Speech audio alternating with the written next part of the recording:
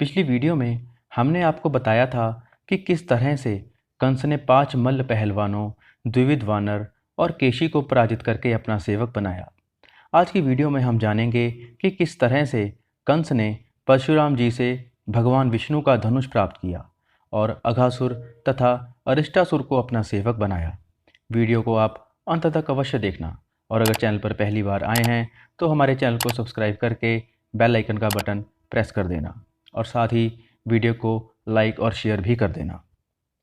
केशी को पराजित करके कंस महेंद्रगिरी पर जा पहुंचा। कंस ने उस पर्वत को 100 बार उखाड़कर ऊपर उठा लिया। फिर वहां रहने वाले मुनिवर ने परशुराम जी के चरणों में अपना मस्तक झुकाया और बार बार उनकी प्रदक्षिणा की। फिर उनके चरणों में वह लेट गया। परशुराम के नेत्र क्रोध से लाल थे, लेकिन कंस के बर्ताव से उनकी क्रोधाग्नि शांत हो गई। वे बोले, रे रीठ, रे बंदरिया के बच्चे, तू मच्छर के समान तुच्छ है। तू बल के घमंड में चूर रहने वाला दुष्ट क्षत्रिय है। मैं आज ही तुझे मौत के मुख में भेजता हूँ। देख, मेरे पास यह महान धनुष है। इसकी गुरुता लाख भार है, अर्थात इसका भार लगभग 3 लाख मन के बराबर है। त्रिपुरासुर से युद्ध के समय भगवान विष्णु ने यह धनुष भगवान शंकर को दिया था। फिर क्षत्रियों का विनाश करने के लिए यह शंकर जी के हाथ से मुझे प्राप्त हुआ। यदि तू इसे चढ़ा सका तब तो कुशल है, यदि नहीं चढ़ा सका तो तेरे सारे बल का विनाश कर दूंगा।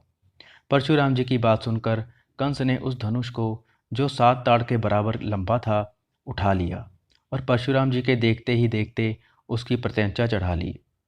फिर उस धनुष को कान तक खींच खींच कर उसे 100 बार फैलाया। उसकी प्रत्यंचा के खींचने से बिजली की गड़गड़ाहट के समान टंकार शब्द होने लगा। उसकी भीषण ध्वनि से 7 लोकों के साथ पूरा ब्रह्मांड गूंज उठा। फिर कंस ने धनुष को नीचे रख दिया और परशुराम जी को बारंबार प्रणाम कर कहा, भगवान, मैं क्षत्रिय नहीं हूँ, मैं आपका सेवक दैत्य हूँ, आपके दासों का दास हूँ। पुरुषोत्तम, मेरी रक्षा कीजिए। कंस की ऐसी प्रार्थना सुनकर परशुराम जी प्रसन्न हो गए। फिर वह धनुष उन्होंने कंस ही को दे दिया।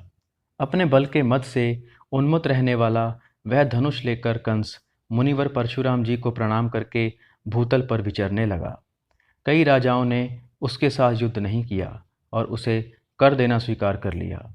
अब कंस समुद्र के तट पर गया। वहाँ अघासुर नामक एक दानव रहता था, जो सर्प के आकार का था। वह फुफकारता और लपलपाती जीभ से चाटता था दिखाई देता था। वह आकर कंस को डसने लगा। यह देखकर कंस ने निर्भयतापूर्वक उसे पकड़ा और धरती पर पटक दिया। फिर उसे अपने गले की माला बना लिया। इस प्रकार कंस ने अघासुर को भी पराजित करके उसे भी बंदी बना लिया। उन दिनों पूर्व दिशावर्ती बंग देश में अरिष्ट नामक दैत्य रहता था, जिसकी आकृति बैल के समान थी। उस दैत्य के साथ कंस का इस प्रकार जा भिड़ा जैसे एक हाथी के साथ दूसरा हाथी लड़ता है। वह दानव अपनी सींगों से बड़े बड़े पर्वतों को उठाता और कंस के मस्तक पर पटक देता था। कंस भी उस पर्वत को हाथ में लेकर अरिष्टासुर पर दे मारता था। उस युद्ध में दैत्यराज कंस ने मुक्के से अरिष्टासुर पर प्रहार किया, जिससे वह दानव मूर्छित हो गया। इस प्रकार उस अरिष्टासुर को पराजित करके उसके साथ ही कंस उत्तर दिशा की ओर चल गया। यहाँ पर भी कंस ने कई दैत्यों को पराजित करके अपना बंदी बना लिया, जिनकी चर्चा हम अगली वीडियो में करेंगे। तब तक के लिए जय श्री कृष्ण।